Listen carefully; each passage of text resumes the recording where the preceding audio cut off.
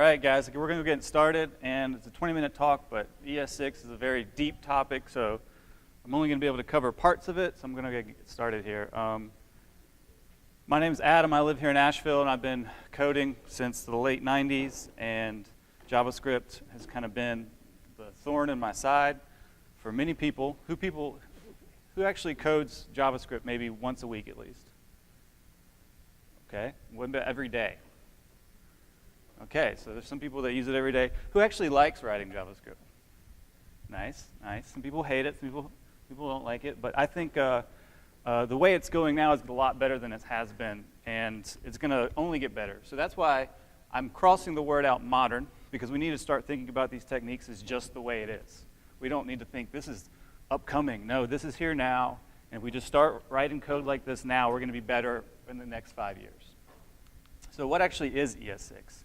So JavaScript's based off a language called ACODESMITH, right? And in 2015, they released their 6th version, and it was the first version that had been standardized since 2009. So 2009 is also when PHP 5.3 came out. So it's kind of that same equivalent. It's been a while, and it's been needed. So some people call it ECMAScript 2015, and some people say ES6. They're really interchangeable, but most people think of ES 2015 as what the browsers are going to try and support, because there's a lot of features in ES6 that browsers have nothing to do with, that Node would support. The features today we're going to be talking about is destructuring, arrow functions, block scope declarations, import-export modules, and string interpolation. So, destructuring. Destructuring is what I use the most. I think it's one of the best features. It's actually a assignment syntax. Is a JavaScript expression that makes it possible to extract data from arrays or objects into distinct variables. All right, we got it, right? That makes total sense. So here's an old way we would do it. So in ES5, we would actually have to create a temp copy and then abstract these pieces, because we don't want to throw errors. We don't want to throw undefined errors. We have to make a copy, and we have to set out our different layers of each different variable we're trying to pull out of an object. But in ES6, we actually have the destructuring syntax. And my wife is a communications, that's what she does for a living, and she's like, destructuring's not a word. And it totally isn't. They made it up. So when you go to spell it, it's always going to tell you you're spelling it wrong. But it really is a word. So what we're doing here is we're actually setting some new variables based upon this cart object.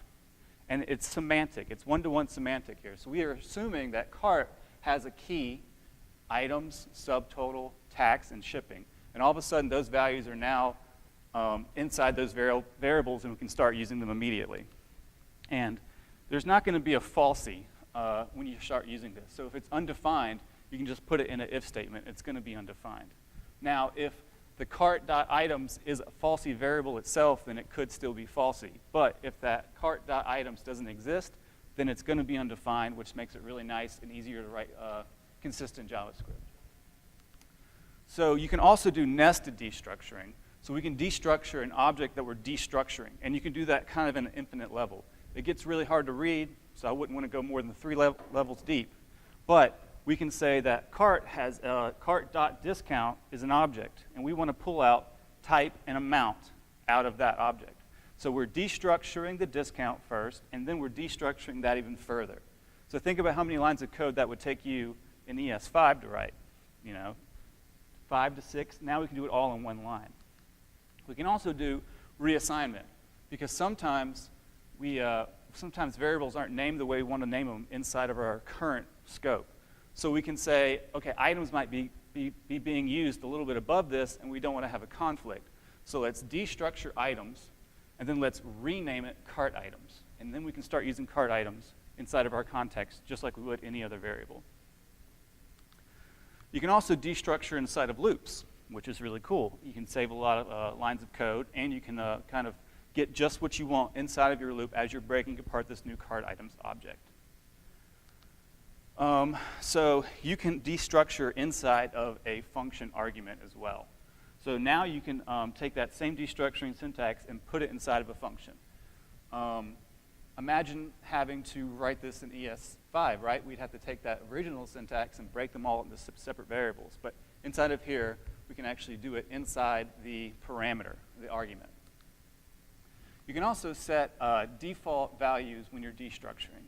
So if something comes across undefined and you're going to try maybe run a .map or .filter or .reduce on it, that you can always be sure that you're not going to get undefined property error. Excuse me, what was your question? You said it works this way in all browsers? His question was, does it work in all browsers? We're going to get there. Okay. So you can also set default arguments inside of your destructuring, inside of your parameters. So now we can see how valuable this is. And I think PHP should start embracing some of this destructuring syntax. It's really great. But a little thing I'm glossing over is now you can set default values inside of your arguments in JavaScript, which is a new ES6 thing. So before, we'd always have to check whether or not these arguments existed, or maybe the argument's length. But now you can just set these default values, and it still doesn't break the JavaScript engine where you don't have to pass in all the variables at once. And you can have infinite number of variables. So it doesn't break any of that. It just makes it better. So if we want to get complicated, we can destructure with default function arguments and reassignment inside of one parameter. So we can actually say, we are going to expect cart items. We're going to expect items. We want to rename it to cart items, and we're going to expect it to always be an array. So even if it's undefined, we have a cart items that is an empty array. Wow, that much syntax, one spot, so easy to read if you understand it. It's kind of confusing that they put the what it equals on the right and the renaming on the left, but once you learn it, it's not that bad. So now we're going to move on to arrow functions. So arrow functions are they're functions, but they're more than they're different than normal functions. They don't replace the normal functions. They kind of just augment it, right? So it's a shorthand syntax, and it lexically binds the this value. So who here has ever struggled with the word this inside of JavaScript? Oh, yeah, yeah. Anyone who's written JavaScript. It's like, what is this? Why is this undefined? So arrow functions look like this. So here's a standard one. And then here's an arrow function. So you can see we've gotten rid of the word function, and we put in the arrow. So that's where it comes from, arrow functions. You can also see that you can do very syntax light. So it has assumed return values. So I don't even have to put any curly braces or any brackets around any of that. It's gonna iterate over this items and return the price for each one of those. So cost is now an array of all the prices. And it's very little syntax. So we have implied returns. So if I was going to console log this first line, it would give me an object with a key of total and the value of $100. You can also do simple math inside of and combine different arguments together. So the next example is if I was going to console log this func, it's going to take 2 and times it by itself. Very little syntax. You don't have to have a lot of lines. You don't have a lot of brackets, but it's very specific. So if you didn't have a parameter in your arrow function, you have to put the yes, it has to be an example of the top, right? So, but if you do have a parameter, then you can use the second example. Also, self-invoking functions all work the same way. So inside of jQuery, if you're still using jQuery a lot, which a lot of us still do, we would normally do something with on a button click, right? We have a constructor object. We're constructing a button jQuery selector, and we're binding to the event click. And then we're going to have this callback function. But this won't work. Anyone tell me why it won't work? It's not going to work because it has the word this inside of it. And the arrow function doesn't have this. It lexically binds its parent scope to this. And in our example, this could just be sitting inside of your global.js file. And there is no parent scope of this. That's the window. It doesn't exist. And so that's why it would fail. In the next example, which you do sometimes you want to set callbacks inside of events. And what's the old way you would do? Var self equals this, right? Who's done var self equals this, and then pass that down. You don't want to do that anymore because we're lexically binding the word this to its parent scope. And see those little curly brackets after the function? That's a scope right there. And so everything inside of that function references this. And when we pass it down through an arrow function, we can then have this be referenced again.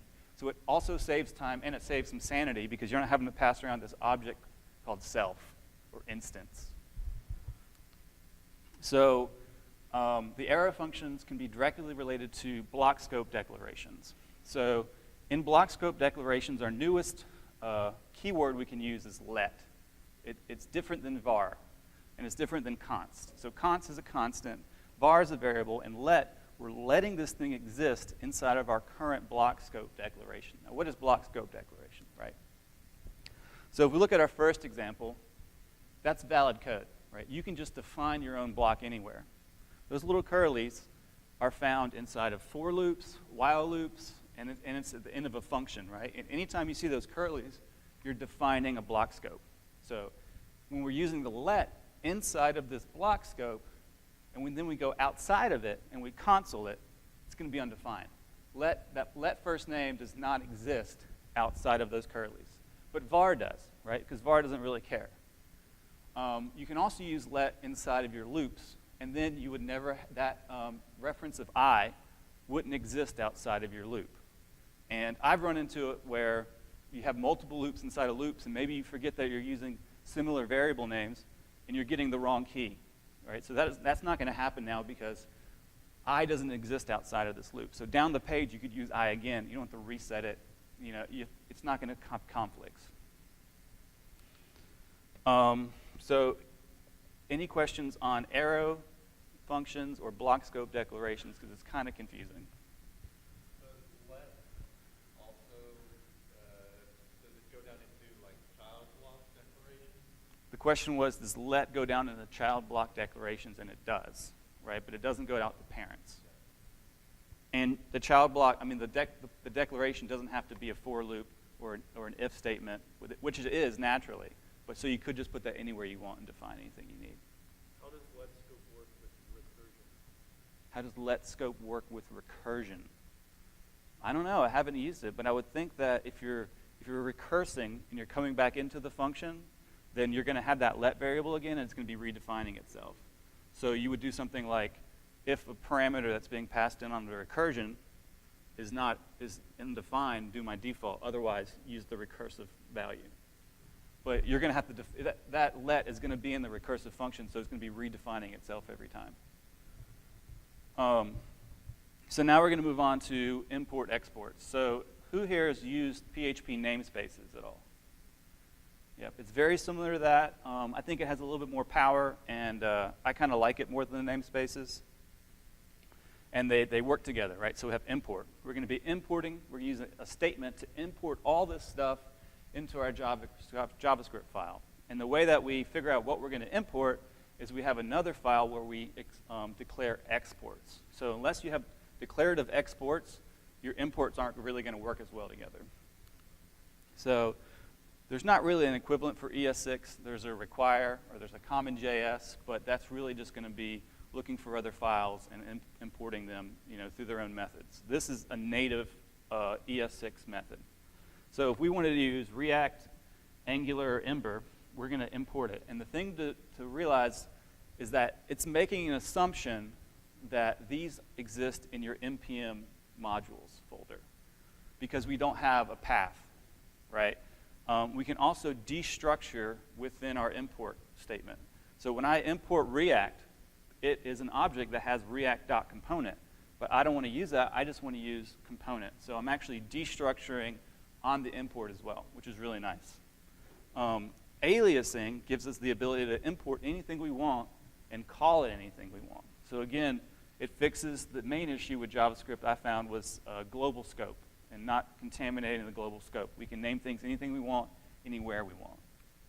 And the third example also shows that we're going to be loading my module. It's assumption of .js. So my module.js is going to be in the same folder that I'm currently in right now. That's what the / is going for. So why do you need aliasing? Well, imagine you have a prototype. Imagine you have jQuery. And for some reason, you have to have some legacy stuff you need to bring in. then you could just alias it and use that money symbol for jQuery if you like, and use maybe a capital P for prototype. And you're not going to have that conflict as much. So ES6 exports. You can export multiple things, and then you can also, and it's semantic, so we can actually export something and then semantically take that same value, so we have to have calculate total. And then we can also export a default. So if you export a default, when I go to import it, it's automatically going to assume that's the one I want. But if you don't have a default, then you're going to have to do the import star as, because you're importing multiple things, it doesn't know what to actually name it. You can also do an alternative syntax where you just have everything you want at the top, and then you have your one export default statement at the bottom. And this is good for a lot of destructuring. And a lot of these libraries use this technique. Maybe they'll have like an index file of a bunch of modules they want to use, and you'll just import your index and then destructure as you need. So ES6 exports scope. So even though we're only exporting this default function, right, of calculate total, I can still have access to the arrow function prices when I call calculate total. So the scope is still maintained, and it's still there. And it's really a nice way to abstract a lot of your complicated logic into smaller chunks and then export your one function that you know is going to do it right. So your smaller chunks, you can still run unit test on. You can still do what you need. And then your master function is the only one that you're really importing and you need to deal with. So string interpolation, a.k.a. temperate literals. If you've used PHP, PHP has template literals, and they're really nice. And so now JavaScript has it. Here's an example of the old way we would do it with our plus, right? But our new way, we actually use a different key. It's the backtick, or the tilde, right? And then we have a money symbol, curly braces, and then whatever we want. So anything inside there is JavaScript. We can do any JavaScript we want inside there, and it's going to evaluate to the string. And this is a pretty simple example. It might not seem as a good one, but if you went to something that was more complicated, you could say, hey, username, welcome to my site. And you don't have to use the pluses. And anyone that's built a lot of JavaScript strings that have all these pluses, it gets really complicated and kind of convoluted. It also has multi-line support out of the box. So you can just do enter, start typing, enter. There's a lot more to ES6 that I don't have time to get into. But I've been using a lot of classes, and it's extremely similar to PHP classes. So you actually have a class extends other classes. You have a constructor. You have getters and setters. And this is the way it's going. So it's best to look into this now. You also have native promises, which helps with async calls to the server. You have the yield keyword, which is kind of a new concept, and it actually stops the thread process and says, JavaScript, don't do anything until this variable is defined, which can be really helpful because JavaScript is extremely async. And also, there's a lot more, but again, I don't have time. It's only 20 minutes. So, cool story, bro. How do I get it to work with IE9? What I've been using is called Babel. So Babel is a transpiler. I'm going to have some fun words here. It actually transforms your syntax. So what does that mean? You're like, what? Okay, so it just rewrites the stuff that's in ES6 and manipulates it to be ES5. And how does it do it? I don't know how it does everything, but here's an example of how it does the let. So if I wrote scope to here, hi mom, it's going to automatically transpile that into a different version that's going to be underscored and usually hashed. So we know for a fact there will be no conflicts. No one else, and there's nowhere else in my scope am I going to be using underscore scope to here 29t blah blah blah, right? So it generates these things for you automatically, and it works in IE9 out the gate. But how do you use it? Well, you need to have it as part of your task runner or part of your build process. So you have to be using it with Gulp, Grunt, Webpack, or Rollup. Rollup's a new one I haven't seen. It makes me think of fruit rollups. So how would you do it with Webpack? Well, you install the Babel package, just like npm install -- save Babel, and then you need to put it at the top of your build process because it's going to manipulate all your code and spit out a version, and that version can then be minified, right? You don't want to minify and then Babel. So Babel has to come first in your stack process. There's also Grunt that does the same thing, and if we notice, it's setting a preset, and you can have different presets for what environments you're trying to target. And the default preset that most people use is ES 2015 or maybe ES5. So if you want it backwards compatible to IE8, you would change that preset to ES5, and it would spit out code that's different. We also have source maps, which is really important. Source maps are going to build this map to your actual real file so that when you're debugging your code, it says, even though we have this crazy crap that we can't read because it's been transpiled code, here's the real code. And it's really useful. So if you're doing this, you want to use source maps. You also have distribution folder and your source folder. And your source is the code that's hasn't been transpiled, and your dist is where your actual transpiled garbly gloop code is going to live. Same thing with gulp. You know, we're setting our presets and we're setting our distribution.